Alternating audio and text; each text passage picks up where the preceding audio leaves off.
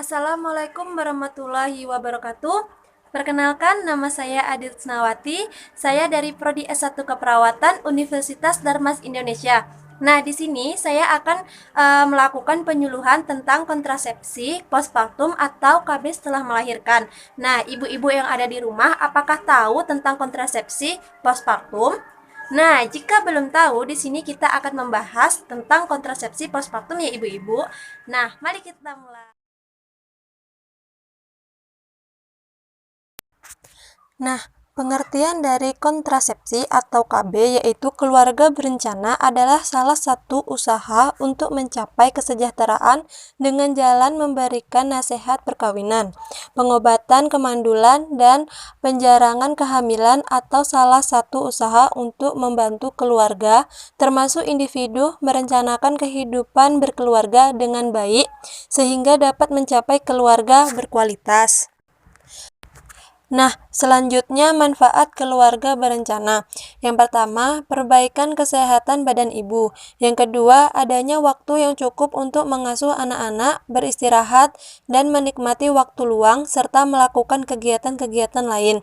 Yang ketiga, perkembangan fisik, mental, dan sosial anak lebih sempurna. Yang keempat, perencanaan kesempatan pendidikan yang lebih baik.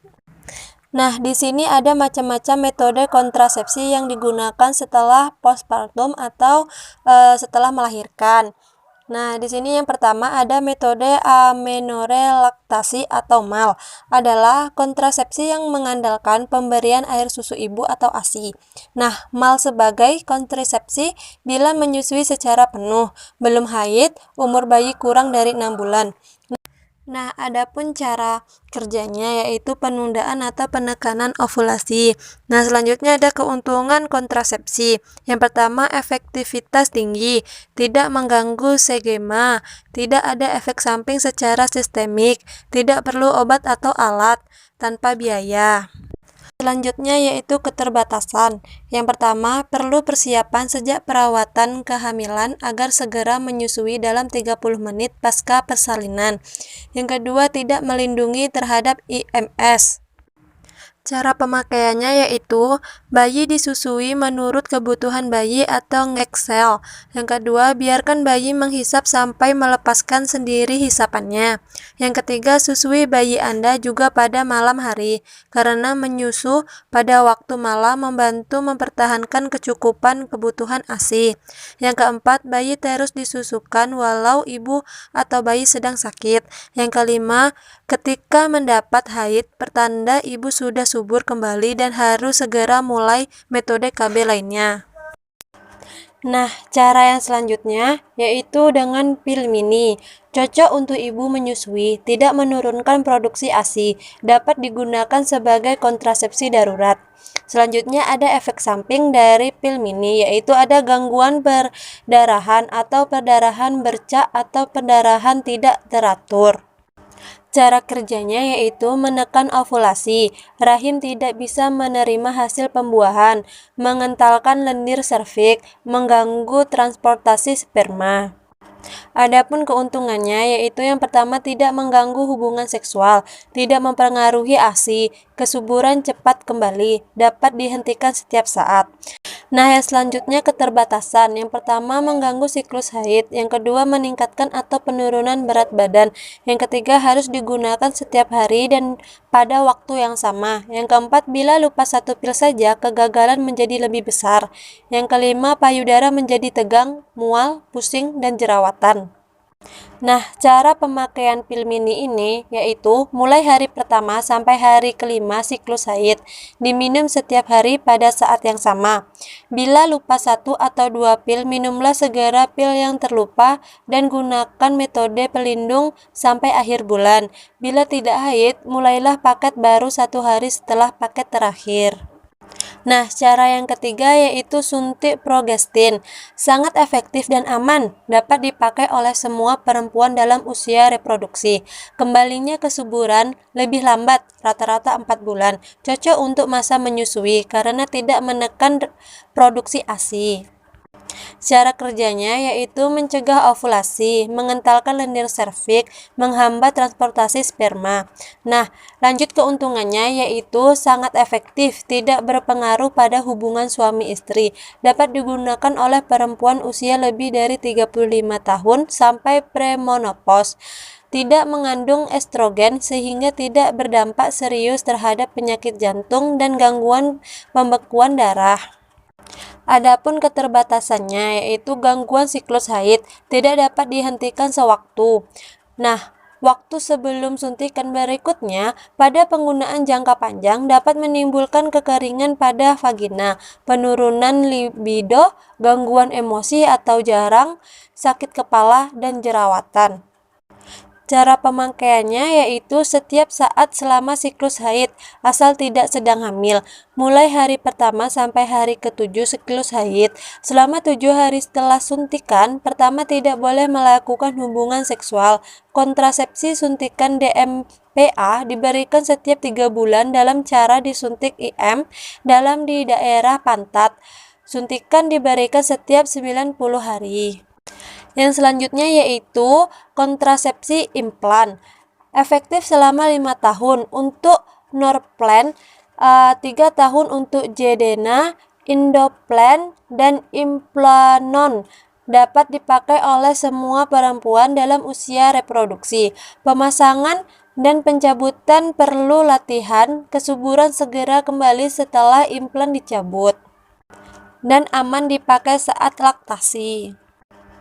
Cara kerjanya yaitu yang pertama, lendir serviks menjadi kental, mengganggu proses pembentukan endometrium sehingga sulit terjadi implementasi, mengurangi transportasi sperma, menekan ovulasi. Nah, adapun keuntungannya yaitu daya guna tinggi, perlindungan jangka panjang selama 5 tahun, pengembalian tingkat kesuburan cepat setelah pencabutan, tidak memerlukan pemeriksaan dalam, bebas pengaruh estrogen, tidak mengganggu segema, tidak mengganggu produksi ASI, dapat dicabut setiap saat sesuai kebutuhan. Yang selanjutnya adalah keterbatasannya, yaitu pada kebanyakan klien dapat menyebabkan perubahan pola haid berupa pendarahan bercak atau spotting, hipermenorrhea atau meningkatnya jumlah darah haid, serta amenorrhea. Yang kedua, timbul keluhan. Nah, keluhannya seperti nyeri kepala, nyeri dada, perasaan mual, pening atau pusing kepala, peningkatan atau penurunan berat badan, membutuhkan tindak pembedahan minor. Cara pakainya yaitu setiap saat selama siklus haid, hari kedua sampai hari ke-7 atau 6 minggu sampai 6 bulan pasca persalinan, pasca keguguran. Bila klien menggunakan kontrasepsi hormonal atau AKDR dan ingin menggantinya dengan implan, insersi dapat dilakukan setiap saat. Daerah pemasangan atau insersi pada lengan kiri atas bagian dalam atau subkutan. Daerah insersi harus tetap kering dan bersih selama 48 jam pertama untuk mencegah infeksi pada luka insisi. Nah, yang kedua, balutan penekanan tetap ditinggalkan selama 48 jam, sedangkan plester dipertahankan hingga luka sembuh atau biasanya 5 hari. Setelah luka sembuh, daerah tersebut dapat disentuh dan dicuci dengan tekanan wajar.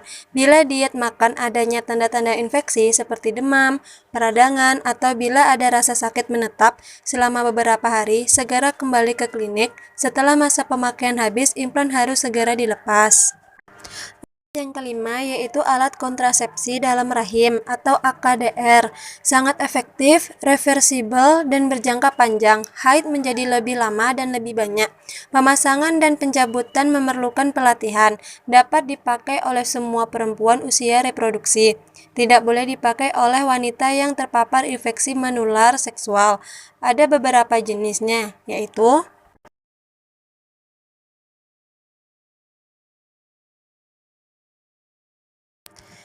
cara kerjanya yaitu menghambat kemampuan sperma untuk masuk ke tuba fallopi. Cara Cara kerjanya yaitu menghambat kemampuan sperma untuk masuk ke tuba falopi, mempengaruhi fertilitas sebelum ovum mencapai kovum uteri, mencegah sperma dan ovum bertemu atau membuat sperma sulit masuk ke dalam alat reproduksi perempuan dan mengurang kemampuan sperma untuk fertilisasi, memungkinkan untuk mencegah implementasi telur dan uterus. Adapun keuntungannya yaitu efektivitas tinggi, sampai 0,6-0,8 kehamilan atau 100 wanita dalam 1 tahun pertama, 1 kegagalan dalam 125-170 kehamilan. Yang kedua, metode jangka panjang, 10 tahun proteksi dari CUT 380 dan tidak perlu diganti. Yang ketiga, tidak mempengaruhi hubungan seksual dan meningkatnya kenyamanan seksual karena tidak perlu takut untuk hamil. Yang keempat, tidak mempengaruhi kualitas dan reproduksi ASI. Yang kelima, dapat dipasang segera setelah melahirkan dan sudah abortus apabila tidak terjadi infeksi. Yang keenam, dapat digunakan sampai menopause 1 tahun atau lebih setelah haid terakhir. Yang terakhir, tidak ada interaksi dalam obat-obat. Nah, tadi itu video tentang penjelasan kontrasepsi postpartum ya ibu-ibu. Bagaimana ibu-ibu? Apakah ibu sudah memahami? Nah, jika ibu-ibu sudah memahami, ibu pastikan besok setelah postpartum atau setelah melahirkan, ibu-ibu bisa memilih kontrasepsi yang tepat dan tepat untuk ibu ya. Nah, sekian video saya akhiri. Wassalamualaikum warahmatullahi wabarakatuh.